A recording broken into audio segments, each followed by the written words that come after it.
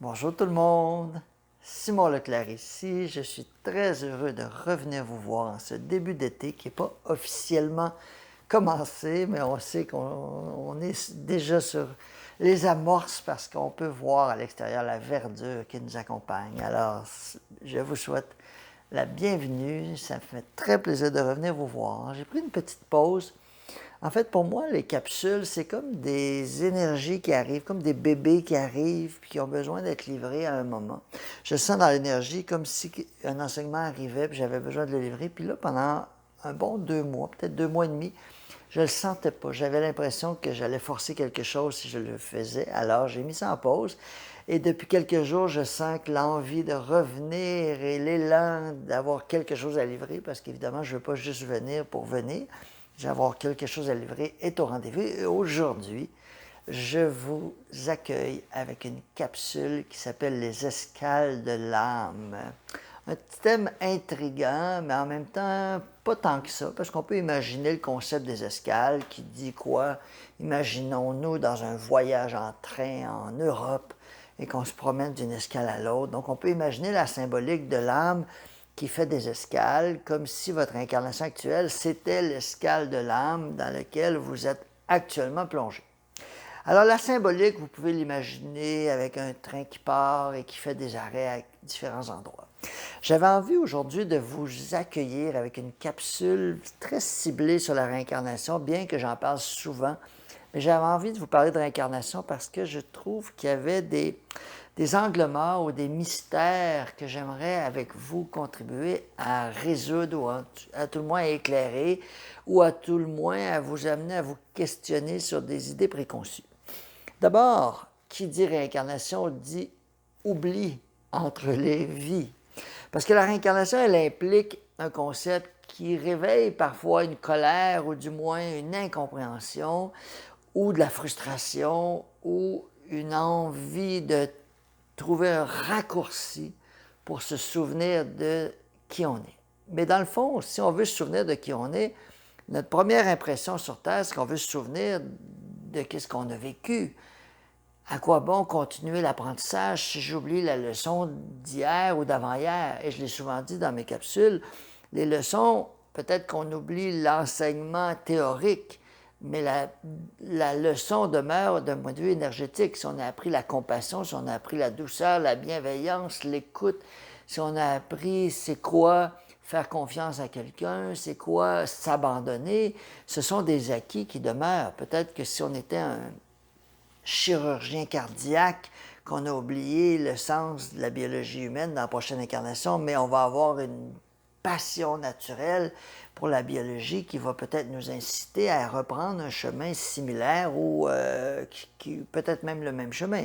Donc on peut comprendre qu'il y a un continuum dans tout ça et le but de la réincarnation n'est pas simplement de faire un reset, comme on dit en anglais, on oublie, on recommence, mais d'avoir un continuum.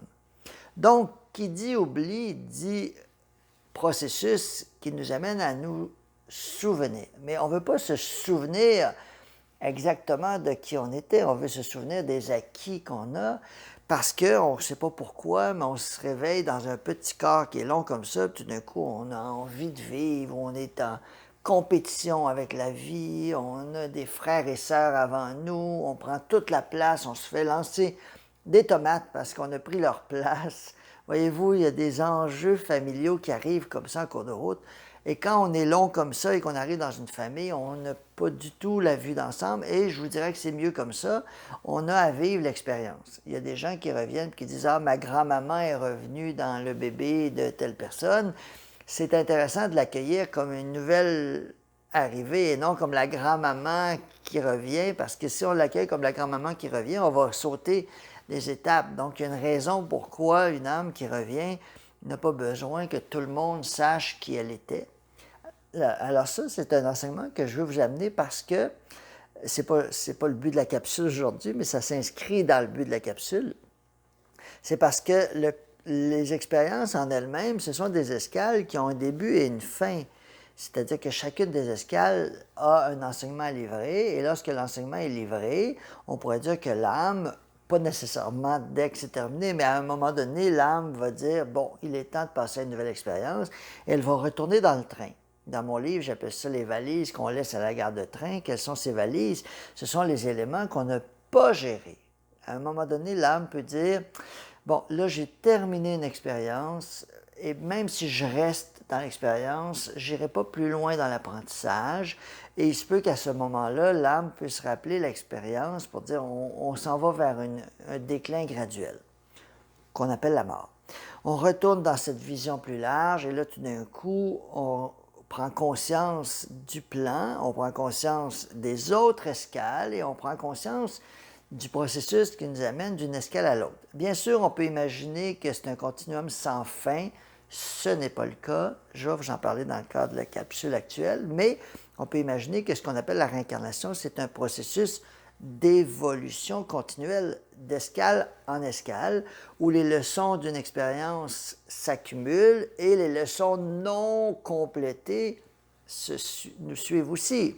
Donc, s'il y a une leçon qui n'est pas complétée, par exemple, on a été un père un peu contrôlant, puis on avait peur que notre fille vive un drame, puis on l'a vraiment empêchée de vivre sa vie, puis elle nous a voulu parce qu'elle ne pouvait pas s'émanciper à travers l'expérience, bien, il se peut qu'on revienne vivre l'expérience d'être avec des parents très contraignants, limitatifs, qui nous empêchent de vivre notre vie d'adolescent, puis qu'on a juste envie de sortir par la fenêtre. Mais évidemment, au niveau de l'âme, on n'aura pas la compréhension que dans une autre vie, on était peut-être un père un peu trop limitatif. On va plutôt s'incarner avec la colère envers nos parents qui sont limitatifs pour éventuellement retrouver de la compassion, non pas envers les parents, bien sûr, on peut le faire, mais envers nous-mêmes, dans une situation où on aurait tellement aimé pouvoir sortir nous aussi, puis on voyait nos amis qui étaient libres et nous, on était pris avec des parents sévères. Mais il faut comprendre que cette dynamique-là, ça fait partie de la leçon de mon âme. Si je vis une expérience comme ça, j'ai de la compassion à retrouver envers moi-même, et vous comprenez que si je ne reste que dans la colère de mes parents qui m'ont empêché, puis je ne veux plus les voir, ou je leur exprime ma façon de penser, ça ne veut pas dire qu'il ne faut pas le nommer, mais à un moment donné, même si je le nomme à mes parents, qu'ils ont été castrants, limitants, puis qui m'ont empêché de m'émanciper, ça ne va pas m'amener à une paix profonde. La paix profonde va être de me poser la question, pourquoi je me suis retrouvé avec des parents limitants à ce point? Et c'est là que je vais retrouver le concept du miroir. Je vais me dire, à travers ces parents-là, je comprends qu'une partie de moi avait besoin d'expérimenter la contrainte, les limitations. Et je l'ai aussi souvent dit dans des capsules que avoir la liberté, c'est une chose, mais qu'est-ce qu'on fait avec? Il y a des gens qui, par liberté, ils sont plongés dans de l'opium et dans des consommations de trucs qui les ont détruits. Donc, est-ce que la liberté est une chose bonne ou mauvaise? Il n'y a pas de jugement au niveau de la liberté, mais si je ne sais pas comment me servir de la liberté, puis je me détruis avec, il se peut que dans une autre incarnation, j'ai peut-être un petit peu moins envie d'être libre et que des parents contraignants qui me disent à quelle heure faire ci, faire ça, soit une option intéressante. Donc, voyez-vous, la comparaison, c'est le grand piège dans l'incarnation, parce que si on fait juste se comparer au voisin qui, lui, a des parents libéraux, qui lui... Moi, j'avais quelqu'un que je connaissais dans mon entourage que cette personne-là, à une époque, elle faisait pousser du cannabis chez elle, puis elle avait des enfants qui étaient contre la drogue. Et c'était fascinant parce que les enfants étaient tellement anti-drogue que c'était comme un contraste à l'envers. C'est-à-dire, souvent, tu as des parents plus stricts, puis les adolescents s'en vont vers des consommations, puis après ça, l'expérience se termine. Mais là, c'était exactement l'inverse. Les parents libéraux, vous êtes libres, vous faites ce que vous voulez, puis les enfants qui deviennent plus stricts. Alors, voyez-vous, le concept de faire l'inverse des parents, on n'a pas inventé ça aujourd'hui. Vous comprenez que ça dure depuis longtemps. Pourquoi? Parce qu'on ne choisit pas des parents au niveau de la personnalité. On les choisit dans un but évolutif. Donc, si quelqu'un, comme je le disais, s'est détruit à travers la liberté qu'il avait ou qu'elle avait, cette personne-là pourra définitivement avoir envie d'un peu d'encadrement pour graduellement s'en affranchir. Donc, c'est le propre de l'incarnation dans un but évolutif. J'ai parlé de l'oubli tout à l'heure, mais comprenons bien que l'oubli n'est pas la punition, elle fait partie de l'expérience parce que si on se souvenait de tout, imaginez là, vous vous souvenez de tout, vous revenez, vous vous souvenez, là, vous êtes dans un corps de femme, vous vous souvenez que vous étiez un homme attiré vers les femmes, vous étiez un homme qui était la mère, le père de, le fils de, puis d'un coup, ce fils de devient votre voisin d'en face, puis là, vous voyez que votre cousine, c'était votre grand-mère dans l'autre vie. Imaginez cette expérience-là. Imaginez que vous vous en souvenez tellement qu'il y a des vases communicants. Dans une vie, vous êtes une femme attirée vers un homme attiré vers une femme. En passant, juste une petite parenthèse, on ne passe pas d'un genre à l'autre comme ça, d'une vie à l'autre, mais souvent on va avoir des continuums. On va vivre plusieurs vies dans un genre, on va passer dans l'autre, mais tous les êtres humains ont vécu les deux expériences. Et là, si on se souvient de tout, qu'on est un homme attiré vers une femme attirée vers un homme, essayez d'imaginer la confusion que l'expérience générerait en nous, ce qui fait qu'il y a un sens quand même à l'oubli. Mais si on oublie, ce n'est pas pour oublier avec des murs opaques, c'est pour oublier avec des voiles chinois, des sensations qui demeurent. On oublie peut-être le fond de l'histoire ou tous les détails, les micro-détails, mais on se souvient, comme je le disais tout à l'heure, des enseignements qui nous ont suivis. J'aime bien présenter l'incarnation comme si on conduisait un autobus avec des passagers à l'arrière. C'est beaucoup plus simple de l'imaginer comme ça que d'imaginer que Marguerite est devenue Sophie, qui est devenue Robert, qui est devenue Martin. Parce que dans un continuum comme ça, c'est comme difficile d'imaginer que si je veux rentrer en lien, non pas avec Sophie à partir de ce qu'elle a fait, mais avec Sophie à partir de ce dont elle n'a pas fait la paix. Parce que vous comprenez que ce avec quoi vous avez fait la paix, vous l'avez dans votre bagage d'âme. Il n'y a même aucun intérêt à retourner là. Moi, personnellement, je ne vais jamais voir les vies merveilleuses qu'on a eues et tout ça dans mes soins, puis pour moi-même, parce que mon intérêt, pour moi, je suis la somme du voyage, vous êtes la somme du voyage. Donc, tout ce que vous êtes, c'est la somme de toutes vos expériences. Donc, il n'y a pas de besoin d'aller voir l'expérience numéro 22 pour comprendre la 28. Vous êtes la somme du voyage. Ceux qui me connaissent savent que je n'ai jamais d'énergie dans le passé, dans l'enfance, on était donc mieux à l'époque, puis c'était donc mieux. Je n'ai pas cette énergie-là, puis pourtant, mon métier, c'est de travailler avec des vies passées. Donc, on pourrait dire qu'il y a un paradoxe, mais pour moi, il n'y en a pas, parce que je ne travaille pas avec les vies passées pour savoir si on a été le roi Charles ou bien un personnage célèbre ou un peintre connu. Ce qui m'intéresse des vies passées, ce sont tous les aspects avec lesquels je n'ai pas fait la paix. C'est uniquement ça l'intérêt. Si je n'ai pas fait la paix avec mon père contrôlant, puis que je me retrouve avec des parents contrôlants, bien là, il y a un intérêt à retrouver mon père contrôlant ou l'aspect de moi qui avait peur, puis qui était dans le contrôle, ou mon percepteur d'impôts qui a été envoyé par le roi pour aller chercher les tomates, puis les carottes, puis les patates des citoyens pour ensuite se faire invectiver par la population. Puis je retrouve, après ça, je retourne à mon château avec ma récolte d'impôts.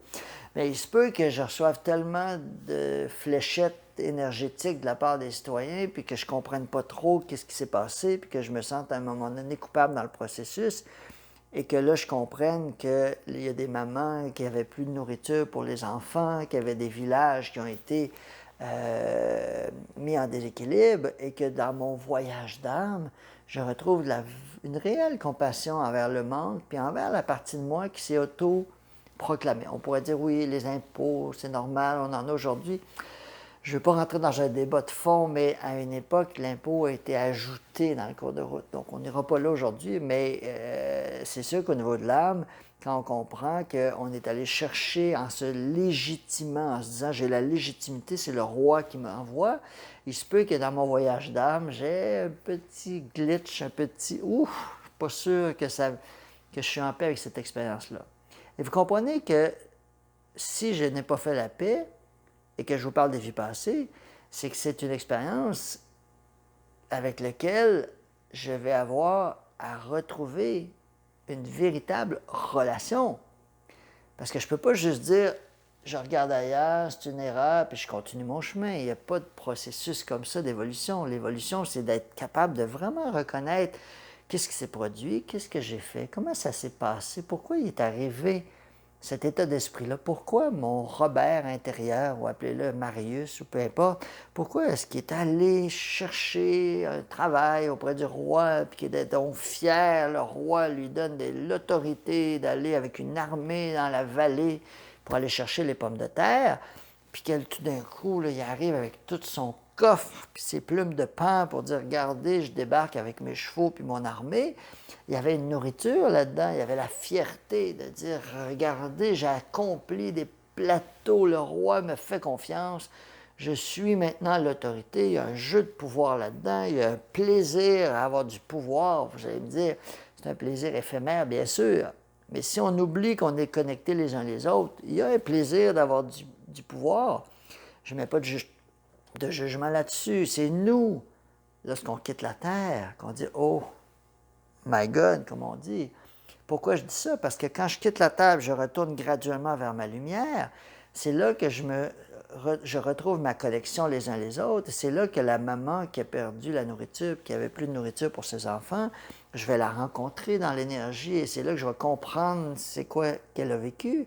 Et à ce moment-là, mon percepteur d'impôt, ça se peut que je dise « Ouf, je pense que j'ai raté ce rendez-vous-là. » Et le regard que je vais avoir sur moi à ce moment-là, puisque je n'habite plus dans un corps physique, j'ai beau avoir de la compassion, puis du ressentiment, pas du ressentiment, mais de la déception, puis de l'envie de me faire pardonner, mais puisque je suis rendu de l'autre côté et que la leçon s'est vécue sur Terre, bien c'est là que le processus de réincarnation va me ramener dans une démarche de faire la paix. C'est très facile de faire la paix rendu dans une omniscience où on a conscience.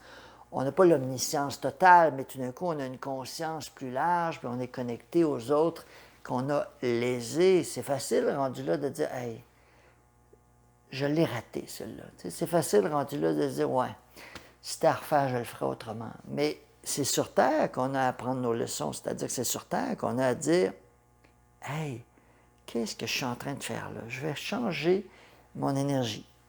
Je vais le faire différent.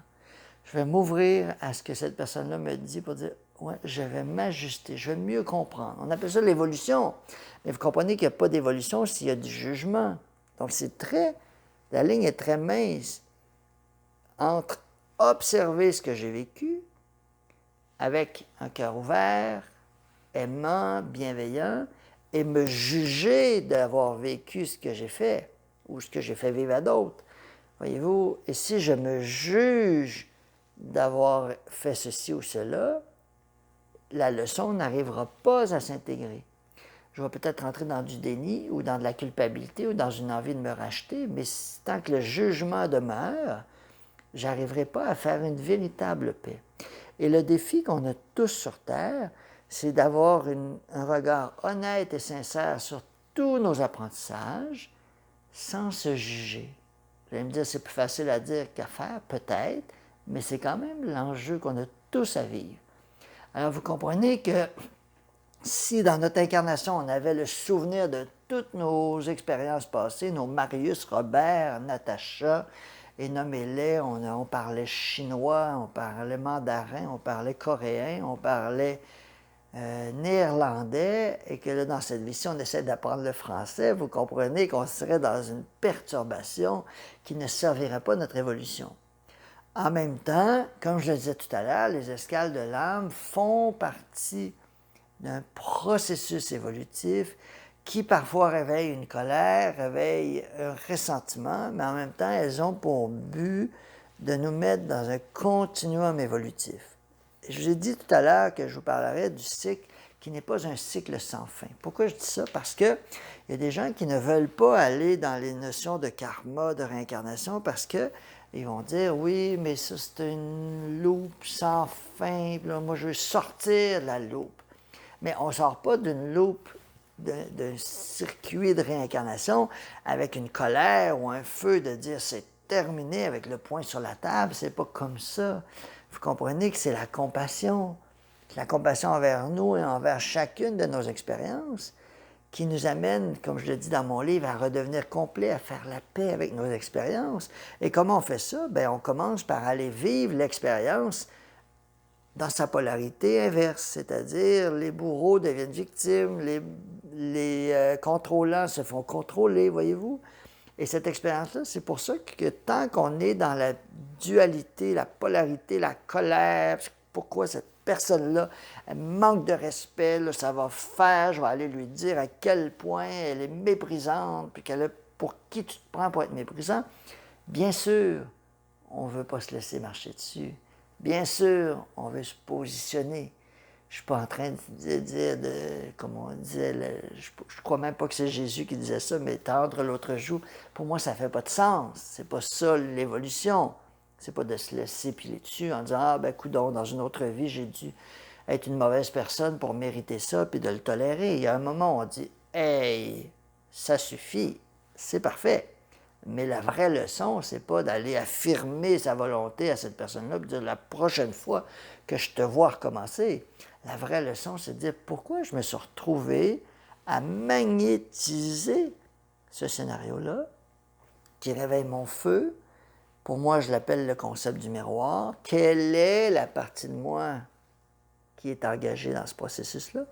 Quelle est la partie de moi qui est comme cela? Et avec un regard vraiment humble, de dire, OK, il y a une partie de moi qui a déjà été comme ça, dans cette vie ou dans une autre. Et c'est à ce moment-là qu'on n'a plus besoin de savoir si j'ai été ceci, cela dans une autre vie. Ça n'a aucune importance.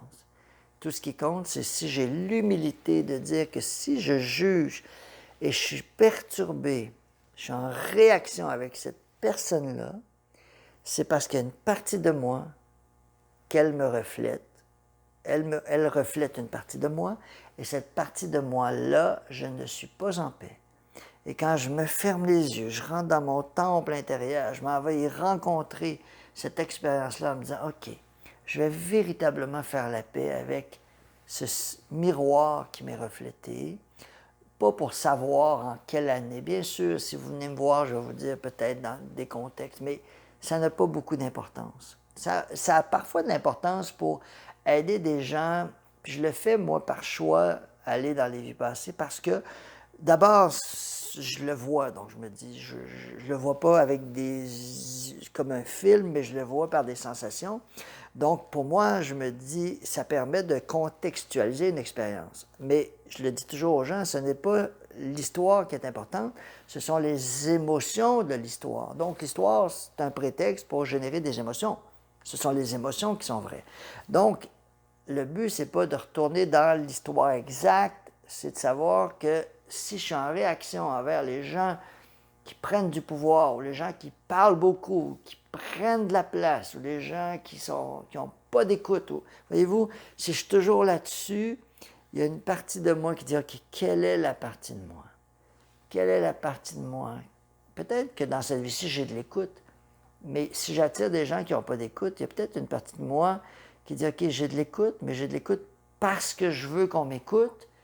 Donc, si j'écoute parce que je veux qu'on m'écoute, pourquoi à ce moment-là, je ne suis pas en paix? Peut-être que j'ai jugé une partie de moi qui a trop pris de place, puis j'ai décidé à un moment donné d'éteindre cette partie-là parce que quand j'arrivais à la maison, puis j'aimais ça danser, puis j'aimais ça jouer, puis on me disait toujours, prends pas de place, je chute, bouge pas, ton père s'en vient. Puis là, j'ai tellement éteint une partie de moi que là, je laisse toutes les autres prendre beaucoup de place. Donc, voyez-vous, si je fais juste dire aux autres de laissez-moi de la place sans comprendre que je magnétise une partie extérieure pour me refléter la partie intérieure, bien, l'évolution est plus limitée. Et la fin de ce cycle-là, c'est par la compassion qu'on la retrouve. Évidemment, il y a des gens qui reviennent sur Terre par choix, puis ils ne sont pas dans une loupe, mais on les retrouve parce que c'est des gens qui sont naturellement joyeux, en paix. Puis on va se dire, oui, mais ils n'ont pas eu ma mère ou ils n'ont pas eu mon père, mais peut-être que dans une autre vie, ils les ont eus.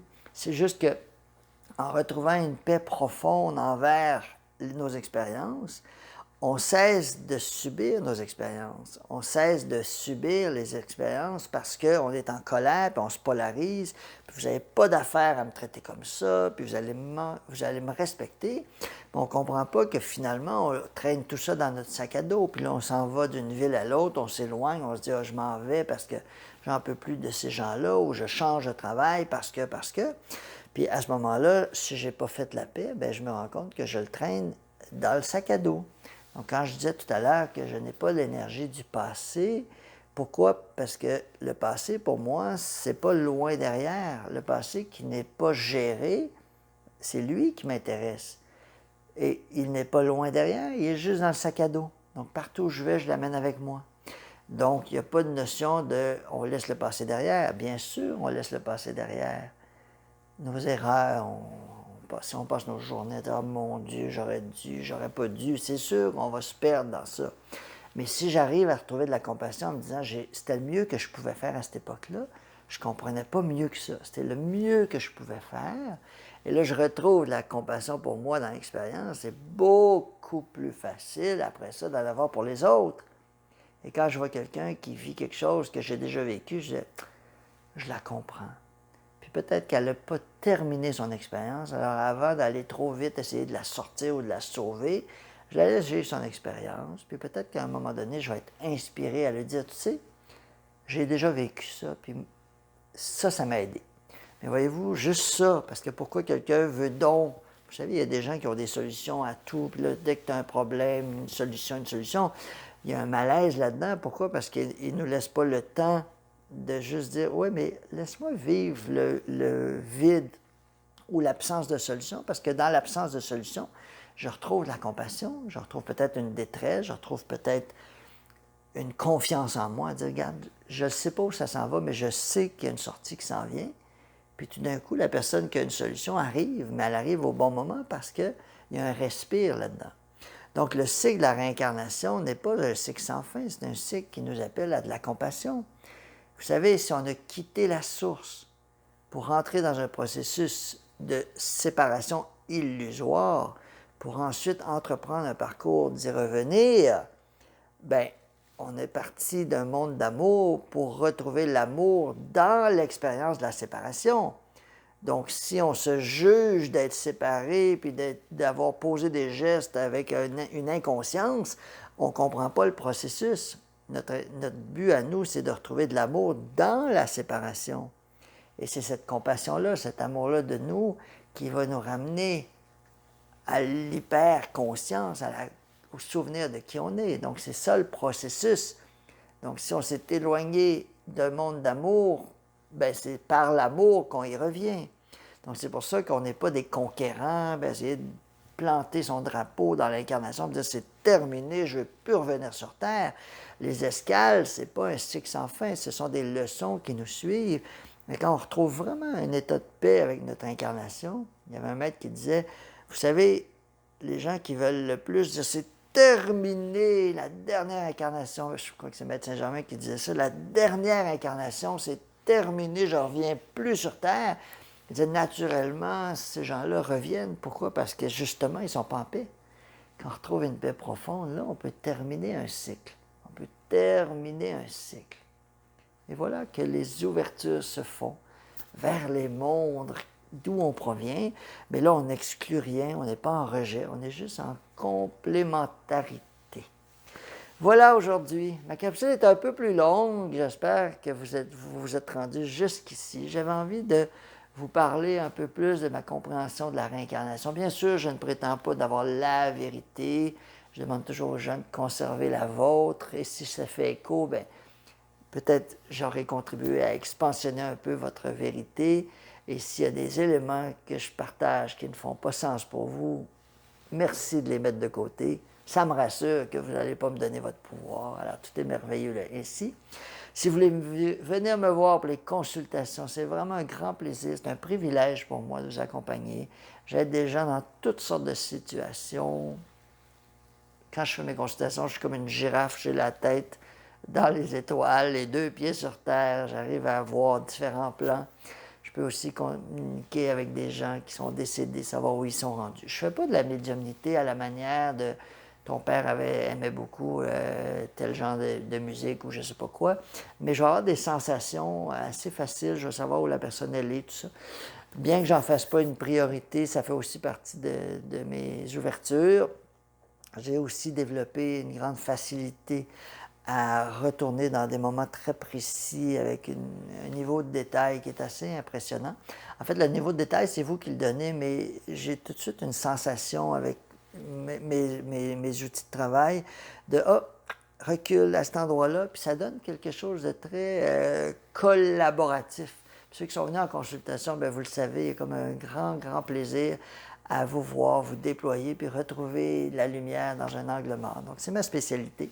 J'aide les gens à retourner à la racine du problème pour faire remettre de l'énergie dans la situation. Et c'est comme si on irriguait un ruisseau qui avait perdu son courant d'eau. Alors voilà, j'aurai tous les détails sur mon site Internet. Et je vous souhaite une très belle journée, un beau début d'été pour tout le monde. Salutations à vous.